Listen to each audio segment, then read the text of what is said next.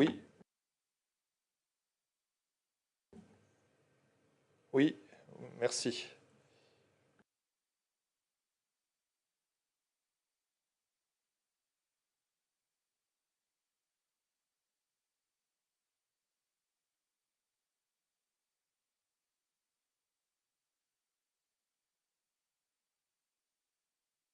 Yes, good, thank you.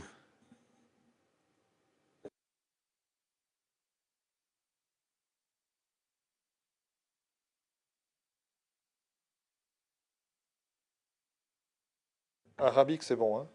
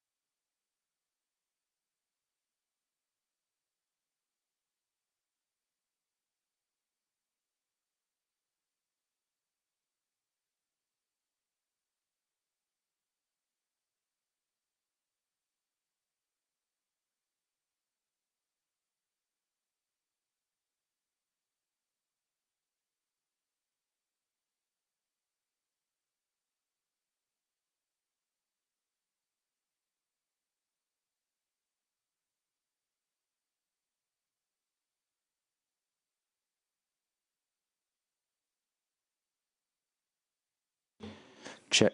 Wait. Check 1 2. Check 1 2. Check from the floor.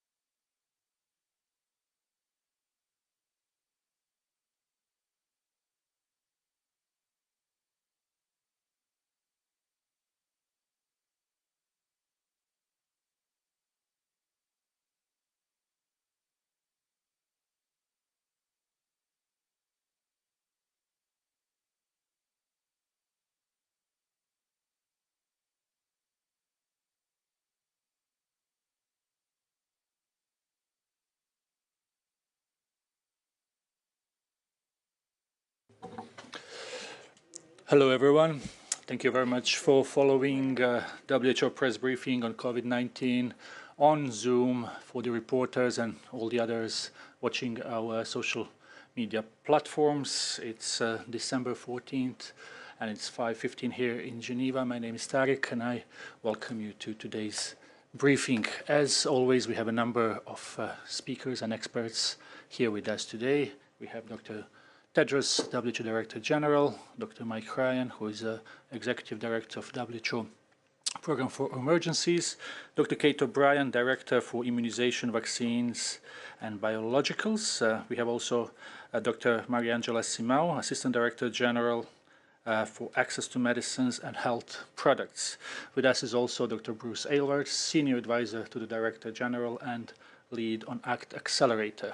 Also, we have Dr. Abdi Mahmoud. He is Incident Manager on COVID-19 Incident Management Support Team. With us is also Dr. Ana Maria Henao Restrepo, who is co-lead on research and development at the Blueprint here at WHO. We may have some other WHO experts online as well if needed. Before I give the floor to Dr. Tedros, just to remind journalists to raise hand to be put in the queue to ask questions when we come to that.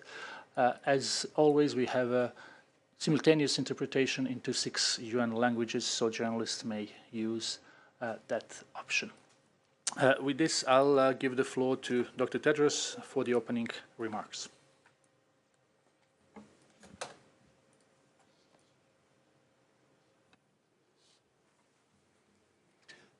Thank you. Thank you, Tariq. Good morning, good afternoon, and good evening. 77 countries have now reported cases of Omicron, and the reality is that Omicron is probably in most countries, even if it hasn't been detected yet. Omicron is spreading at a rate we have not seen with any previous variant. We're concerned that people are dismissing Omicron as mild. Surely, we have learned by now that we underestimate this virus at our peril. Even if Omicron does cause less severe disease, the sheer number of cases could once again overwhelm unprepared health systems. I need to be very clear. Vaccines alone will not get any country out of this crisis. Countries can and must prevent the spread of Omicron with measures that work today. It's not vaccines instead of masks. It's not vaccines instead of distancing. It's not vaccines instead of ventilation or hand hygiene. Do it all. Do it consistently. Do it well. Vaccines are tools that have the greatest impact when they're used to protect those who are most at risk in all countries.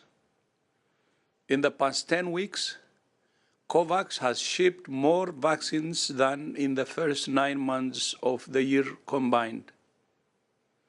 Most countries are using vaccines as fast as they get them.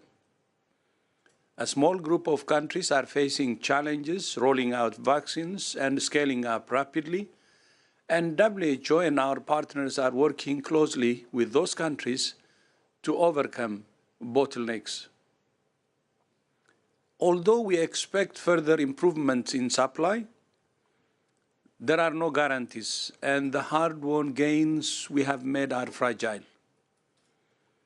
We continue to call on donors and manufacturers to put COVAX and AVAT first.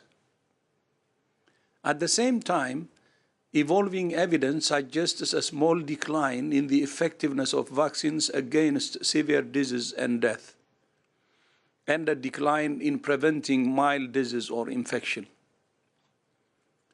The emergence of Omicron has prompted some countries to roll out booster programs for their entire adult populations. even while we lack evidence for the effectiveness of boosters against this variant. WHO is concerned that such programs will repeat the vaccine hoarding we saw this year and exacerbate inequity.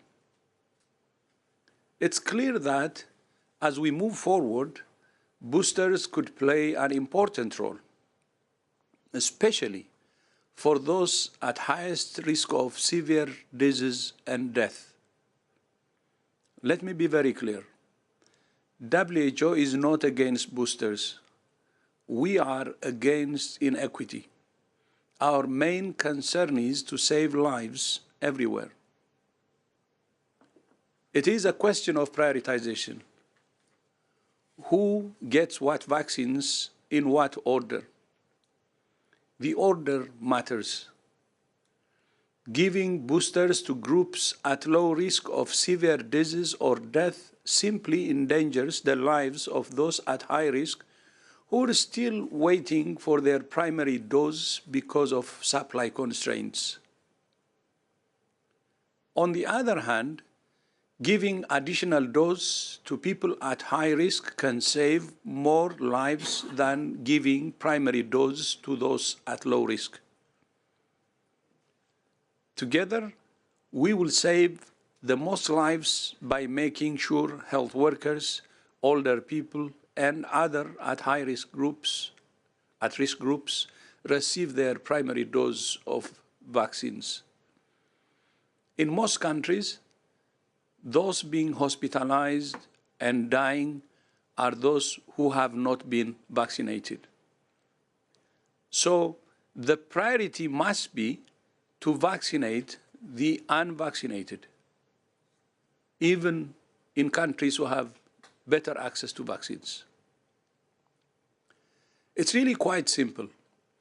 The priority in every country and globally must be to protect the least protected, not the most protected. There remains a vast gap in rates of vaccination between countries. 41 countries have still not been able to vaccinate 10% of their populations, and 98 countries have not reached 40%. We also see significant inequities between population groups in the same country. If we end inequity, we end the pandemic. If we allow inequity to continue, we allow the pandemic to continue. Tariq, back to you. Thank you very much, Dr. Tedros, for these opening remarks. We will now open the floor to questions. We have a number of journalists already raising their hands, so I would really ask everyone to be short and ask one question only. So we will start with Nina Larsen from Agence France Presse. Nina. Yes, hi, thank you. Thank you for taking my question. I wanted to ask about the study that came out of South Africa today that showed that the Pfizer-BioNTech vaccine was 70% effective in stopping severe illness from Omicron. I think that is lower than against previous variants, but perhaps higher than you had expected. Have you seen the data on this, and how do you think this data could impact your views going forward on the recommendations of a third dose? Thank you.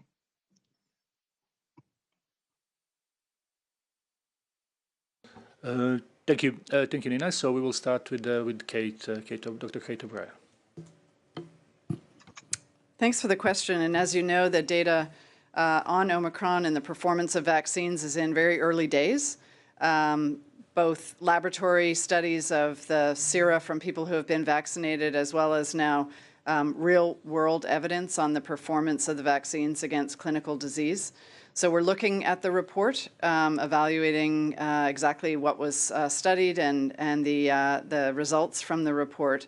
And I think what's really important to recognize here is that, and we've had a report also, as you know, from the UK on Friday. What's really important is that these are early reports, and there are considerations about exactly who was vaccinated, what the disease severity is. So certainly of significant interest, and we'll continue working with partners on additional reports that we know are coming, because it really is about an aggregate of evidence from around the world.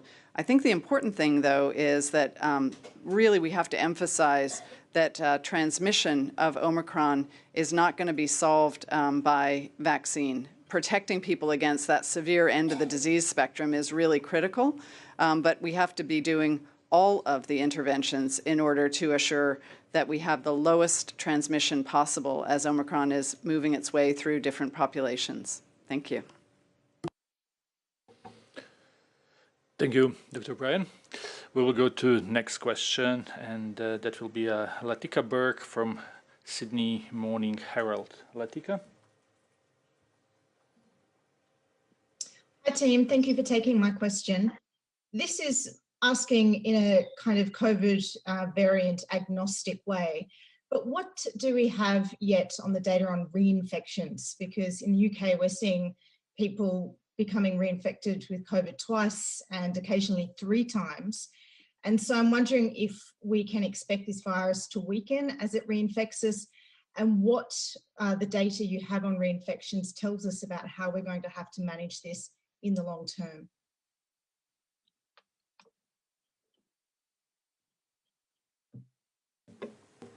Thank you, Latika. So Dr. Abdi Mahmoud will try to answer. Thank you so much. Just related to the other question we answered, they are receiving a lot of data, and thanks to all the countries that shared the data. The South Africa team have established a well system while they have been tracking reinfection even before Omicron. The initial signal they received was they have seen even before the indication of the genetic sequencing, there was an early indication of signals of higher number of reinfection related to Omicron. So based on that, they alerted, and there are a lot of sequencing done because of that. So we are evaluating that disease, but as it's a global picture. So what's happening in South Africa might not be applicable to other countries who has different level of immunity. But we are seeing an early indication that Omicron may be giving a higher reinfection, and that's related the one side of the transmissibility, another ability of it to evade some of the antibodies established by either natural infection or by vaccination. But we at early stage, only 2-3 weeks. As we get more and more data, and data coming from a variety of countries, we'll be able to say how much reinfection is happening. But we do have early signals coming from South Africa that's showing the reinfection is higher with Omicron compared to Delta and Beta. Thank you, Dr. Mahmoud. We will now give the floor to Kai Kupferschmidt from Science. Kai, please unmute yourself. Yes, thanks for taking my question, Tariq. I just wanted to ask, we've seen a lot of data, neutralization assays and so on the immune escape potential, but of course the vaccine data very often is data on BioNTech or AstraZeneca vaccines. There's very little data on some of the other vaccines that have been used to vaccinate a huge part of the world. Are you doing anything to make sure that that data is generated as well? Do you have any preliminary data on any of these other vaccines? Thank you, Kai. Dr. Hannah Restrepo may want to try. Thank you for the question. So we have 3 lines of work. The first one is collaborating with all the researchers that are doing animal studies and assay studies and facilitating the communication for protocols, for access to samples, the virus, etc. The second line of work is gathering the information and reviewing every day the new data that emerges. And the third is to have discussions like the one we plan for tomorrow with all the global experts to see what the data suggests. So far, we have looked at 13 studies that aim to evaluate evasion of immunity by the Omicron variant. Of all these 13 studies, I can tell you 3 things. First, many of the studies are small. They use different methodologies. And when I mean different methodologies, is they use different assays, different convalescent plasma, different virus. So to put them together, you have to spell out a bit more the details so that we can come to conclusions. The second is that they all suggest or indicate that maybe there is a decrease in the neutralization antibody titers, but what is the clinical relevance of these results? We continue to search for that. And finally, I want to say that we are interested in all the researchers to provide data, so we have reached out to about 340 researchers all around the world so that they can share the data, and we are posting this information live in our website. Tomorrow, again, we will have this consultation, and hopefully we will uncover more knowledge on this. Thank you. Dr. Ryan?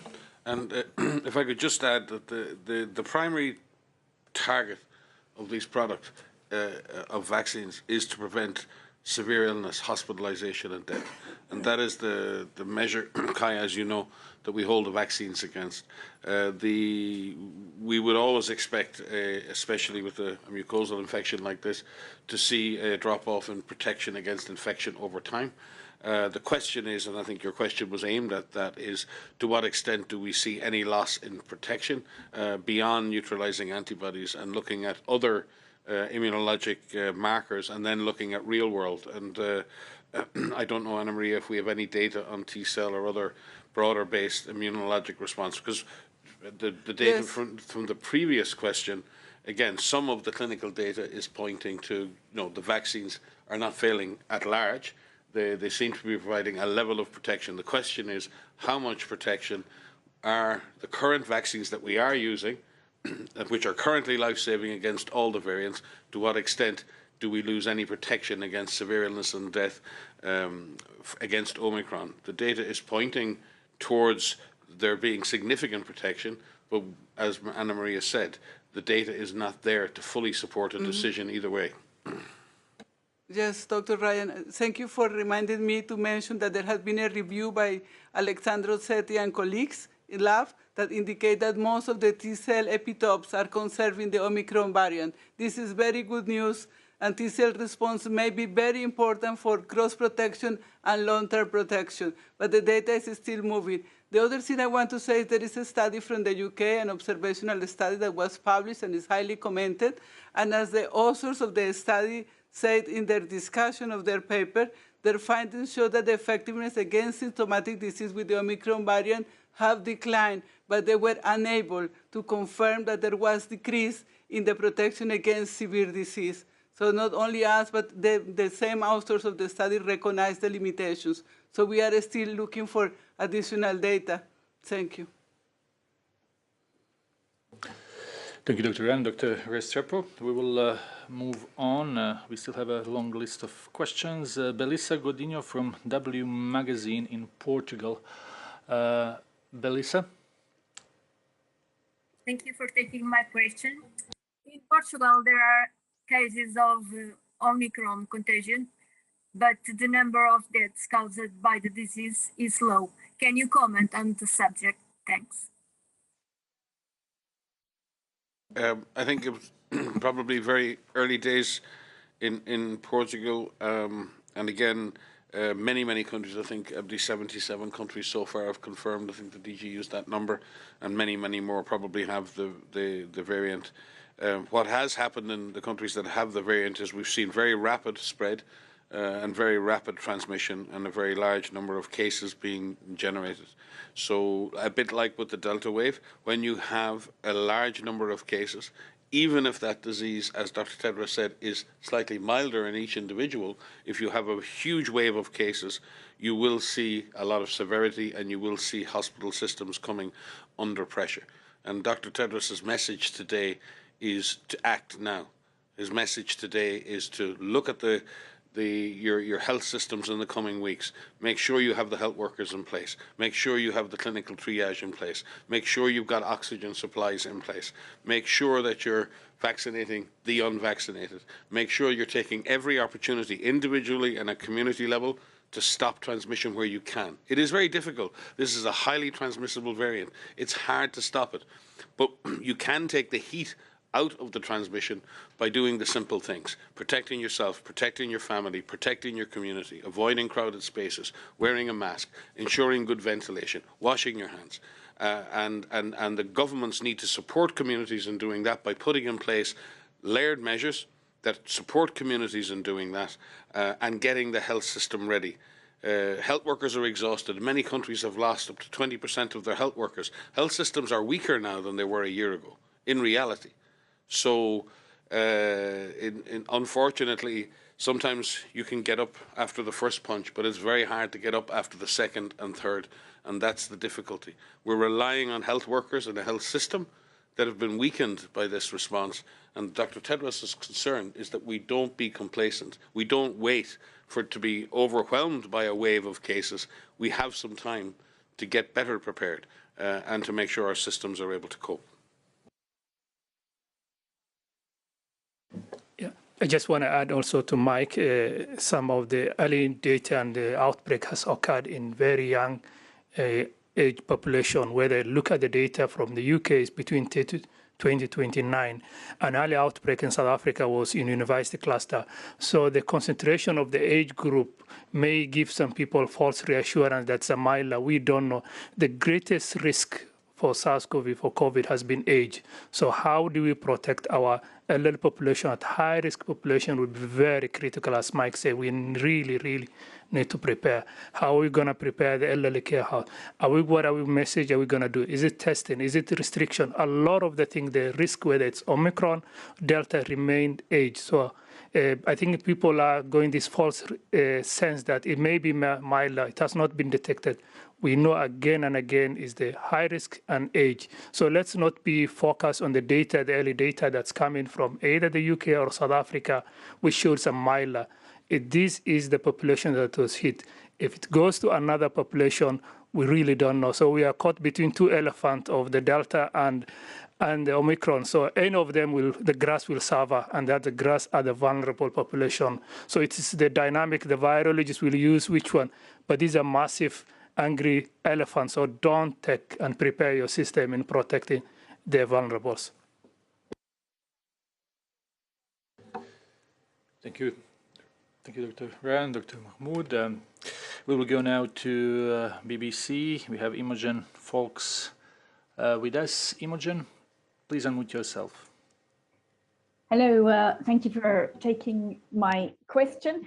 It's just coming back to boosters, because your SAGE group made it very clear last week. They said it should be the most vulnerable and not to hoard and you know, let people who haven't been vaccinated at all go short.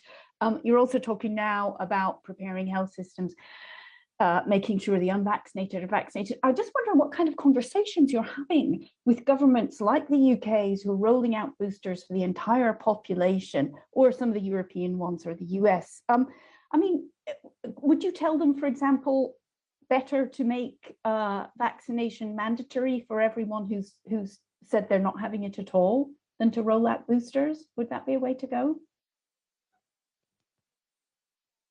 Maybe I can begin. There's plenty of data out there to show that there are differentials in vaccination in countries, in vulnerable groups, based on ethnicity, based on class, based on lots of other things that aren't about hesitancy. So this idea that the only people not vaccinated are the ones who don't want to be vaccinated, frankly, I've not found that in my career. Most of the time, it's the system hasn't found that person, or that person hasn't had enough confidence or access to the system. So I've said this again, and Dr. Tedros keeps saying it. It's about who we miss. It's not about counting up raw numbers of who we cover. It's about who we miss. If you miss vaccinating a vulnerable older person with the primary dose of this vaccine in any of these waves, that person is at much greater risk of being hospitalized or dying. That's a simple fact. How do we access them? And the system needs to redouble its effort to do that. People have genuine hesitancy. They have genuine concerns. We need to do better at offering people vaccines where they are, on their terms, using people who can communicate with them. It's very often about the motivation, what I perceive as the motivation of the person offering me the information. If I perceive that the person offering me a vaccine or offering me information about vaccine has my best interest in heart, if I trust that person, I'm more likely to accept that vaccine. There's been a gap and a gulf in trust. There's been a breakdown in trust, and we need to redouble our efforts to bridge that gap. And vaccinating those, making a double, triple, quadruple effort to vaccinate those individuals pays off better than chasing around the place trying to give booster vaccines to 16-year-olds or 17-year-olds. It's about priorities. The DG said it in the speech. Kate has spoken about it. It's about what is your priority. We've got a number of weeks now before the peak of this wave will probably hit. You can't do everything. So given choices in the system, what are your best options? What's the best choice to make with the resources you have? And that's what Dr. Tedros is saying. Vaccinate the unvaccinated, vulnerable people. That's a great choice. Try and suppress transmission. Try and prevent infection spreading at the rate it's spreading. Prepare your health system. Nobody is saying, and Dr. Tedros and myself and others are on the record, countries make national decisions and they are bound to protect their citizens. That's the primary duty of government. And therefore, no one is criticising directly the decision of a government made in good faith to protect its own population. The issue is sometimes those decisions create inequity at global level. That's what it drives. So you cannot live in a vacuum. An individual lives in a community lives in a country, and a country lives in the world. And any decision you make at any level can affect upwards or downwards. And we're just asking governments to look at priorities. Prioritise properly for your own population and look at the inequity. Look at how we need to prioritise those same vulnerable people in every country. It's exactly the same logic. So I think I wouldn't be saying to any government or any individual who's offered a booster today or tomorrow, I don't want any person out there who's offered a booster dose who's vulnerable to feel guilty about taking that dose. That is not what we're trying to do here. What Dr. Tedros is saying is there are millions of people who are completely unprotected in the world, and they are vulnerable, and they need to be given priority. It's about priorities, and I think we can do both. Frankly, I think we can do both. We can do two things at one time, and I think from our perspective, and there are governments out there like the UK who are trying their best to deal with the priorities of their own people and supporting very strongly international efforts to create equity in vaccine distribution.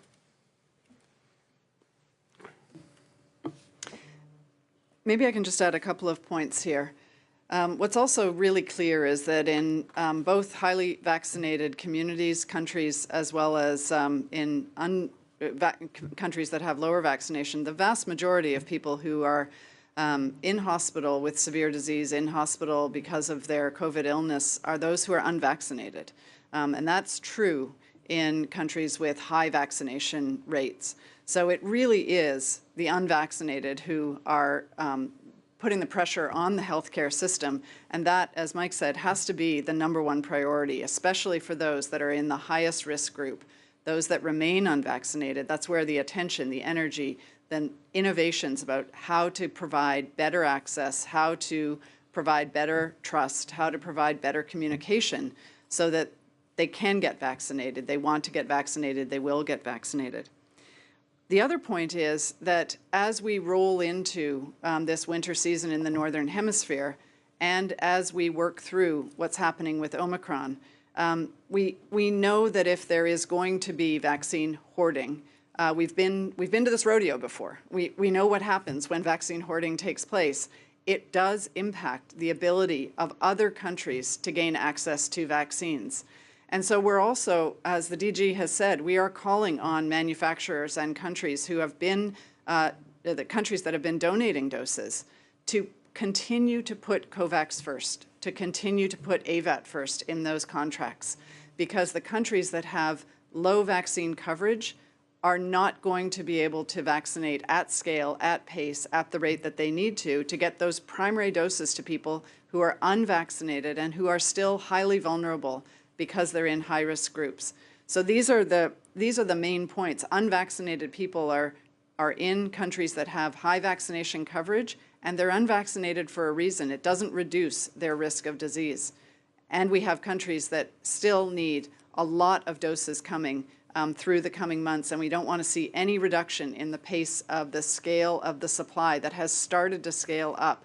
And so that's, I think, our main message about prioritization of the doses for those who are at highest risk of disease. That has to be the main focus. Thank you, Dr. Ryan and Dr. O'Brien. We will go to next question.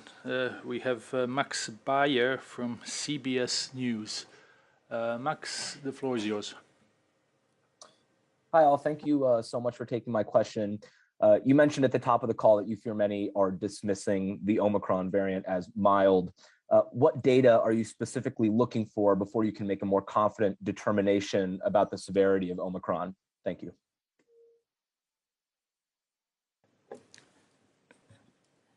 Thanks. I think we established a system to collect information, detailed information on the case details from onset, the severity of the system, to the admission, to the ICU capacity. So there is a whole system looking at how severe a disease can affect a person.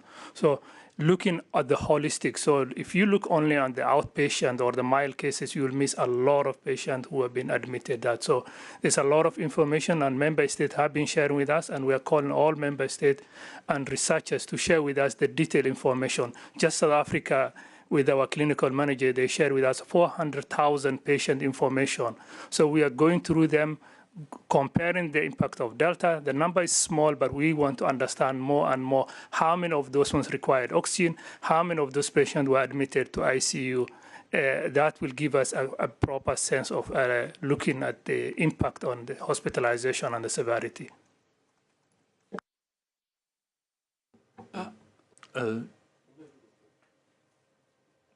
Dr. Restrepo, would you like to add something? Yes, I would like to add that the issue with Omicron is not that if it causes severe disease or not, but as Abdi Mohammed was saying, the number of cases is increasing very rapidly. So even if the proportion of those people infected that end up in hospital or may die remains the same, because we have a larger number of cases that may cause some problems for unprepared health services, as Dr. Tedros says. So even if the disease continues to be equally severe as Delta, for example, because we have larger number of cases being observed in the countries that are reporting Omicron variant cases, we anticipate that the health services in these countries, if they don't prepare well, if don't implement the measures that are being recommended, may end up being overwhelmed. Thank you.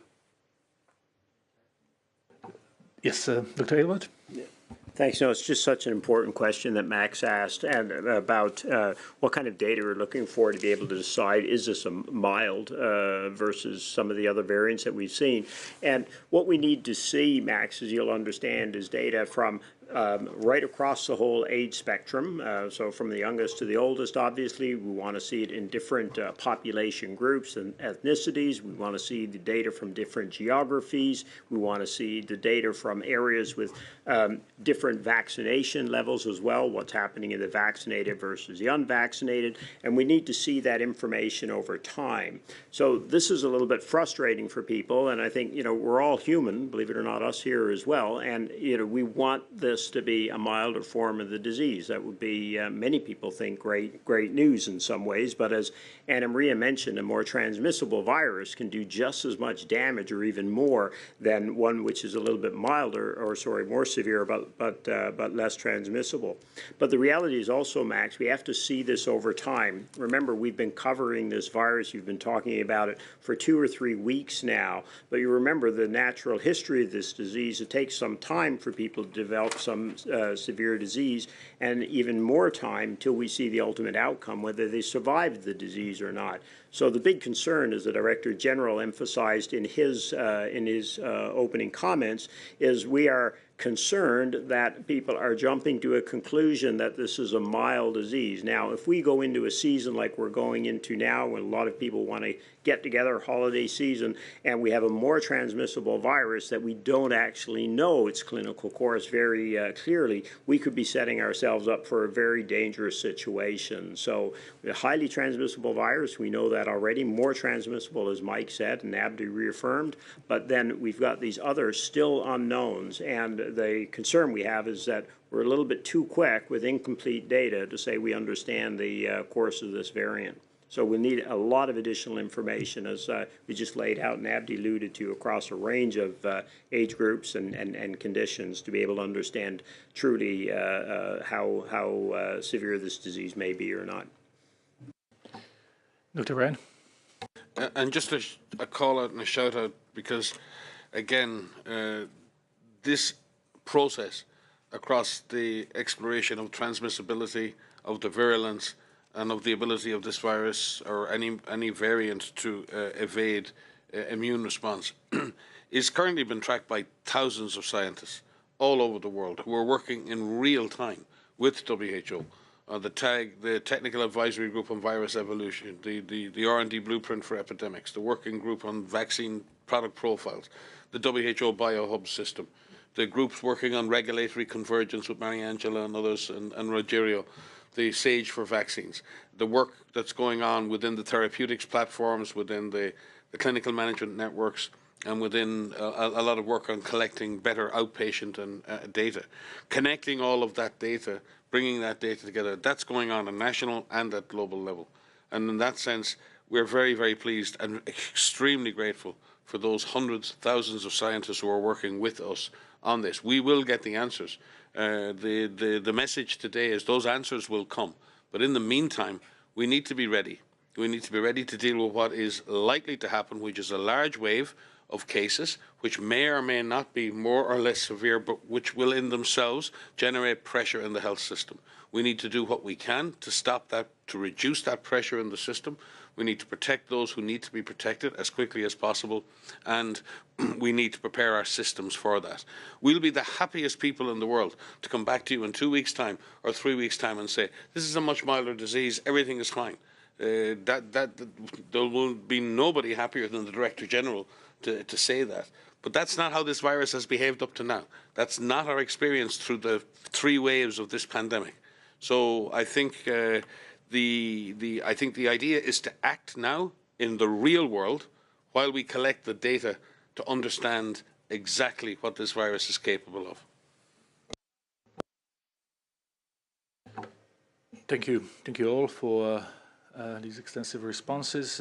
We will now go to Anadolu News Agency, and our Geneva-based colleague Bayram Atlug is with us. Bayram, the floor is yours. Thank you, Mr. Tariq. Actually, Mike Ryan answered my question, but I will still ask this question. I think it's important. Why preliminary findings suggest Omicron may be less severe than Delta? In other words, Omicron is milder than Delta. And Dr. Tedros just stated that Omicron is spreading at a rate we have not seen with any previous variant. In light of these important findings, if the Omicron variant becomes the dominant variant, does this mean the pandemic will end soon, as some scientists claim it? Thank you. No, I think the straight answer to that is no. The emergence of the Omicron variant, and sometimes again, there's a perception that if a more transmissible virus emerges, it is naturally less virulent. Those two things are not directly linked. Certainly the Omicron variant has been outcompeting Delta, and that Delta outcompeted Alpha before it. So that is a strong directionality that some new variants will emerge that will outcompete other viruses and transmit more efficiently. In doing that, the real issue is how far away are those new viruses genotypically? How far away is the genetic code from the previous virus? And therefore, can the next virus evade the immune system, evade the natural protection, evade the vaccine protection, and reinfect people? And we spoke about this earlier. We don't know for any new variant what that parameter will be. We know what we've detected with Delta. We know what we're learning about Omicron. But the next variant may have different properties. So we need to be alert, and we need to remain vigilant in this regard. So we can't make any assumptions about what's going to happen here. What we can do, as I said before, is we can react now. We can protect the vulnerable. We can do what we can to suppress transmission. And we also need to look at second and third generation vaccines down the line, and we need to look at what our vaccination strategies will be in 3, 4, 6 months' time. And are there new ways, new vaccine products, new approaches to vaccination that might help us to provide more long-term protection for people? And that's and I think there's quite a bit of research going on to see where we can go with that. Dr. Mahmoud, please. Thank you. I just want to make clarification on why we are talking about and the data on that. I mean, basically, everyone right now is familiar with the effective reproduction number. It's there on the media. But there's another one parameter that most people have not paid close attention. That's the growth rate. How frequent on the daily change that's happening. So two diseases may have the same reproductive number, but the change they do will be completely different. So what we are seeing right now from the early data, Scotland, and thanks to shout out to Trevor Bedford in that the researchers who are sharing preprint social media immediately when they do analysis. He did a good analysis looking at what the behavior of that available data. We are seeing what we have never seen before in an outbreak with this Omicron. It's changing. It took almost 1 week for Alpha to within in Denmark to increase the double.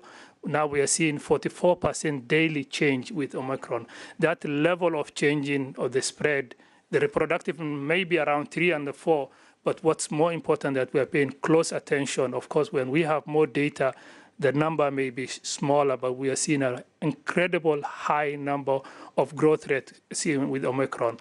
With that, as Anna Maria, Mike, and DG said, it's easily, if you double, it's a matter of compound interest. It's a simple calculus. Within one time, your health system was going to hit the vulnerables, and within 2-3 weeks, it can overwhelm. So it's an early data. Scientists are looking at it very carefully, and we have to pay attention to the journalists, everything, the growth rate. Everyone knows about the reproduction, but the growth rate of Omicron is what's making us really worried about the impact it will have on health system. So the measures we do as an individual can protect ourselves, our loved ones, and our community. Thanks. Thank you, Dr. Ryan and Dr. Mahmoud. There is a little spelling mistake in the last name of Dr. Abdi Mahmoud. The correct last name is Mahamud. You will have that name in the package that we will be sending, and apologize to Dr. Abdi. We will now go to Wall Street Journal. Denise Rowland is with us. Denise? Hi, good afternoon. You've spoken about the concern that wealthy countries will repeat a kind of vaccine holding that you saw earlier this year and exacerbate vaccine inequity. Is there evidence yet that countries are starting to hoard vaccines for their own booster campaigns since Omicron came onto the scene? Thank you.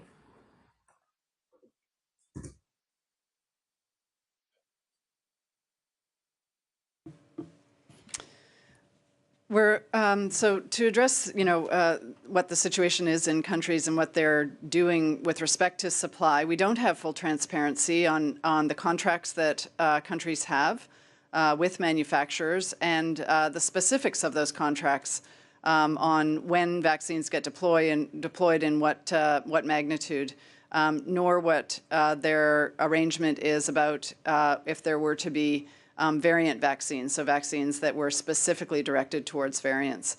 What I think we are concerned about is the past behavior that countries have had, manufacturers, the lack of transparency about the way in which manufacturers fulfill the supply that they have and who they're shipping it to, and that transparency about what order that goes in and who gets priority around those shipments.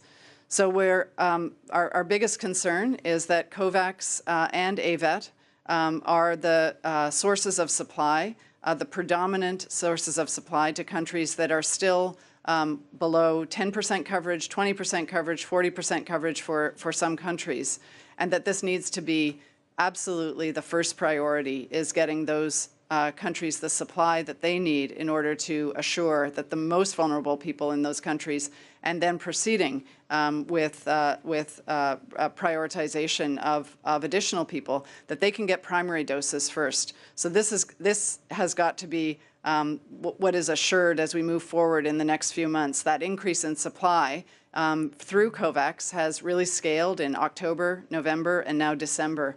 and we absolutely don't want to see a backsliding to that supply. Dr. Aylward, please. Yeah, sorry. Actually, I was going to make the point that Kate just finished with. So as to your question, first, there has not been evidence to date of hoarding in response to Omicron, which is a good sign. As Kate just mentioned, last month in November, COVAX shipped the most doses that had shipped to date in a particular month, and part of that was due to the substantial number of donations that were coming from high-income and other countries, some upper-middle-income countries as well. So that's a very good sign. And so far in December, we're on track to have the highest month of shipments ever. So as we look forward, though, the point you make is extremely important, and Kate reinforced it, that we are worried about that potentially changing. And to be clear as well as to why that would change, it's that Omicron has introduced uncertainty, right? And anytime it introduces uncertainty in a situation, people want to hold on to things that they have to see what happens. And that's one of the big concerns we have with the way that vaccines are managed today. It's great that there are donations coming into COVAX. This has been extremely helpful, but what we really need are delivery swaps, and we need manufacturers to honor the contracts that they have with COVAX so that the countries, the lowest income countries, through COVAX can actually control their supply, and they're not at risk all of a sudden of supply being turned off because of new uncertainties like Omicron. So this just reinforces once again the need for us to have, number one, complete transparency from manufacturers. At this point in the pandemic, it's ridiculous that we don't know how many doses by month are going through what channel to low and low middle income countries in particular, so that we could say and tell you with certainty by what date there's enough supply for everyone to have 40%. We can't answer that question today. And the concern, like you say, is anytime there's a new uncertainty, this can lead to that kind of behavior. That's the reason we need the manufacturers at this point to be making sure that they prioritize the COVAX contracts that have been in place for a long time and are still unserved. Thank you, Dr. Aylward and Dr. O'Brien. We will now give the floor to Jeremy Lange from RFE. Jeremy? Yes, thank you, Tarek. In the last weekly epidemiological report, if I read correctly, I understand that WHO is expecting that Omicron could be the dominant variant in Europe as early as beginning of next January. I was wondering if it's still the scenario we're heading to, and in how many countries is the variant already dominant to your knowledge? Thanks. Thanks. From the available information that we got from UK, Denmark, it's the modeling prediction that by mid-December in some of those countries. But we have to take it, as I said, every country is unique, every region is different, from the behavior, from the measures introduced may interact, and that's what we are calling actions. The DG has said very clearly, it's time to act now. What's happened, action taken by the population reducing those interventions will have an impacted trajectory. What we saw during early summer, when everyone relaxed, Delta's taken over. So it's in our control. The measures we do can change that. But what we have seen that from the growth rate, from everything we have seen, and from the relative R, especially in the countries we have data, it's a high likely it may, and that's the word, because it's in our control. The other variant that came and we successfully be able to manage, it has the growth advantage, and if we don't act, it will be. But what scenarios will happen is really very, very early data that we don't know, because there's a lot of missing gaps on the triangle and the spectrum. Will it be between this elephant who's going to win? Will they coexist together? Or one of them will get extinct and another will overtake? Very hard to predict. Evolution has no end goal. I mean, this is, we have to understand these viruses have no brain of their own trying to cooperate. It's advantage of which one has that and the action we did. So it's us, it's the agent and the environment interacting with each other. So from the available modeling from Denmark and from UK, it's high likely those countries with community transmission, it will become dominant. We have a lot of countries. We don't have the genetic sequencing capacity, which really requires support of that. But if you look very carefully from the data we are getting, a lot of in South Africa countries, the image is mirroring what we see in South Africa. So we can tentatively assume that sharp increase going in Southern Africa countries may be similar to that. So what's happening in Denmark and UK may be seen in another country, but it's too early to say now. As Mike said, we are coordinating with all our technical advisories what we're going to recommend in these scenarios. But the personal protection and our intervention will determine the fate of this variant. And just to remind everyone that, Omicron represents a particular challenge, but many countries were struggling with the Delta variant already in Northern Europe, in the Northern Hemisphere.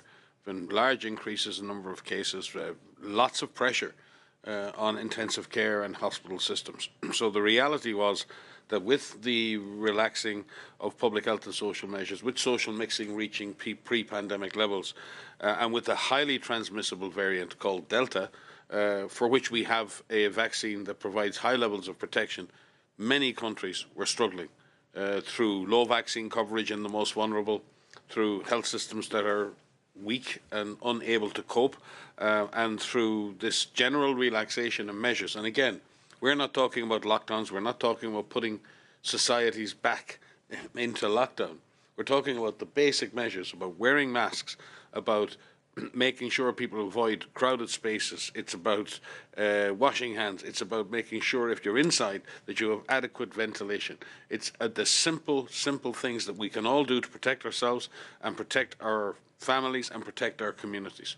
If we all apply those measures, we won't stop transmission of Omicron or Delta. It's very hard to stop. But what we will do is critically reduce the force of infection. We'll reduce that pressure wave and then hopefully get through this wave in a way in which we don't disrupt or collapse our public health systems and health systems. Thank you, Dr. Mahmoud. Obviously, there's lots of interest and many journalists are still in line. We won't be able to take all the questions as we will have to finish at some point, but let's try to take 2 more questions before we wrap up. And John Zagakostas is next reporter. John?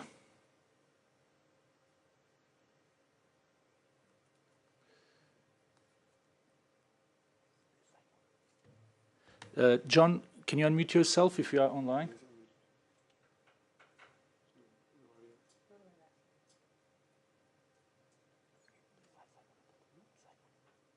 Okay, John, we can't really hear you.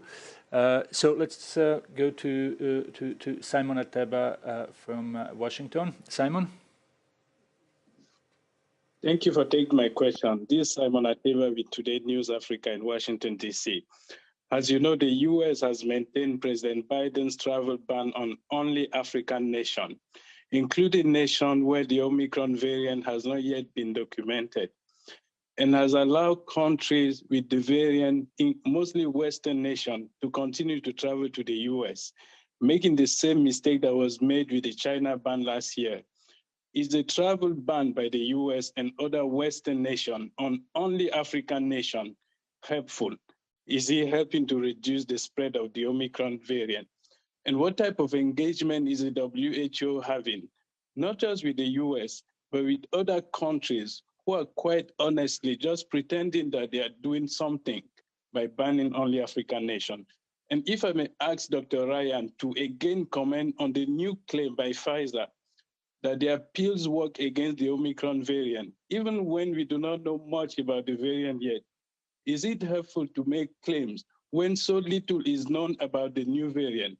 It almost seems to me like medical malpractice. Thank you. Okay, thanks, Simon. All the easy questions today. I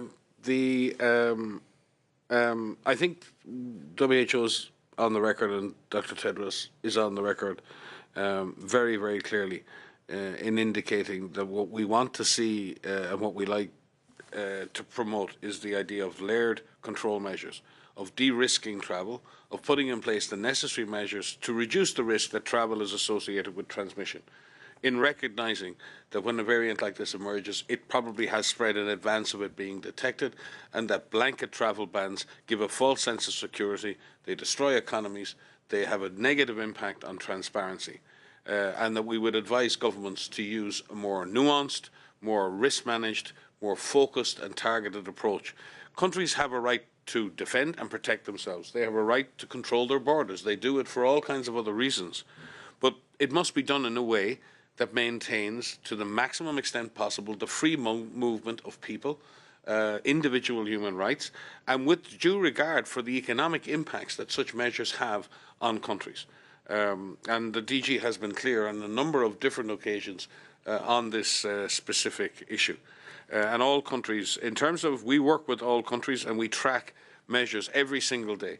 When we detect measures that exceed the temporary recommendations of the IHR Emergency Committee, the IHR allows us to challenge countries. We engage with those countries and we ask them to provide specific public health justification for the measures they've taken.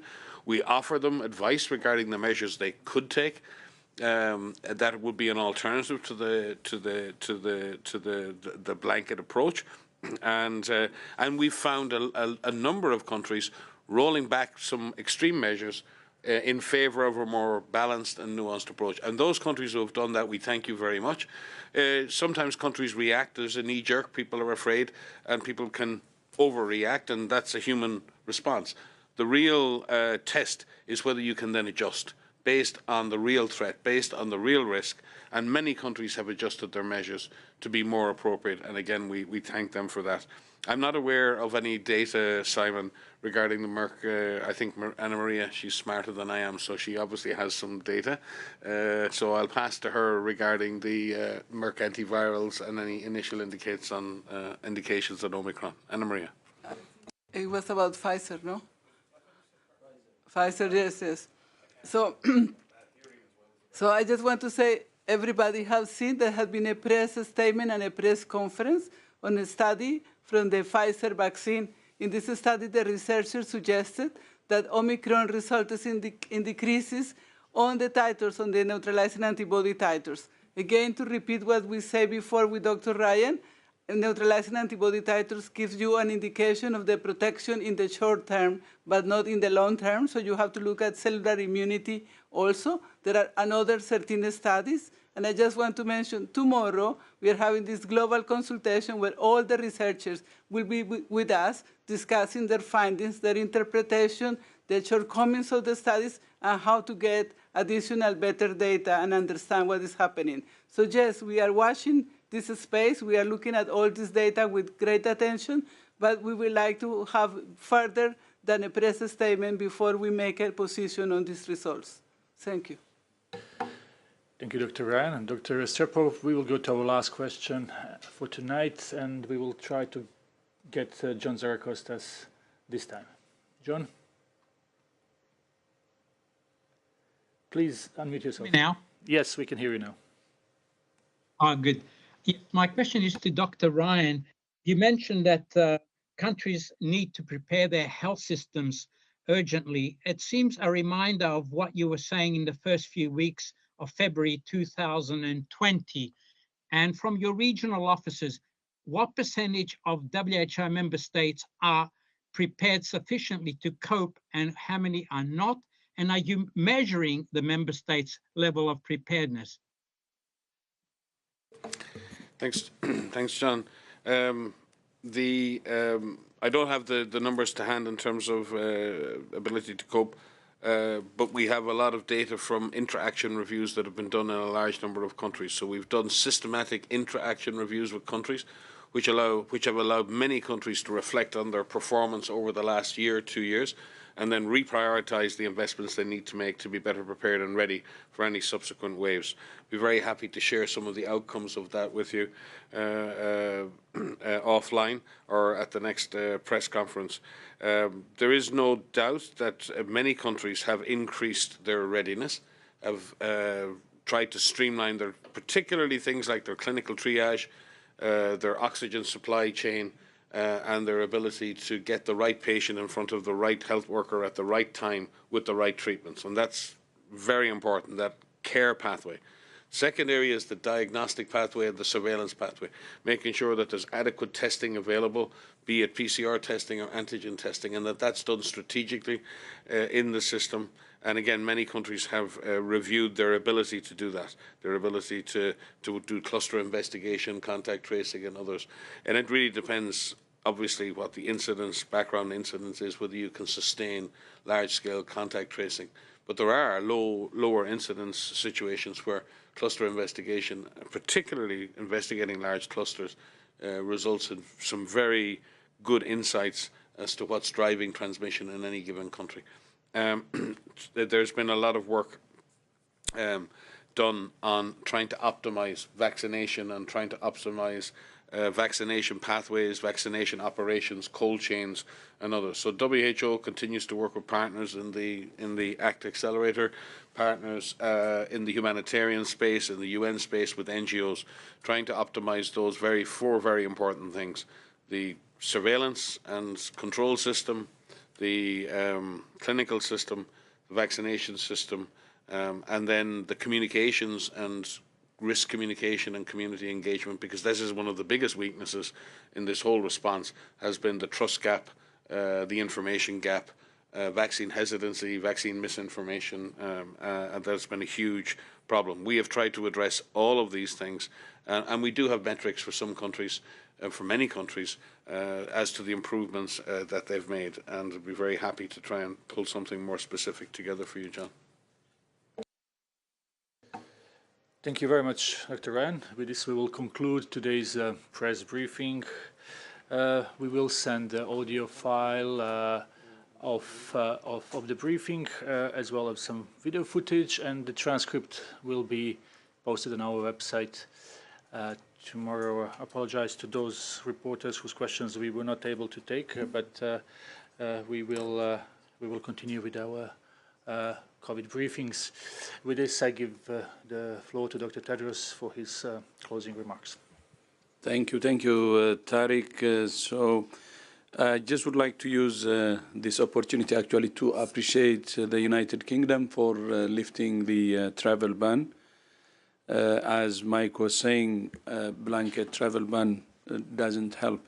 So our appreciation to the United Kingdom, and also thanks to all colleagues from the media who joined today, and see you next time.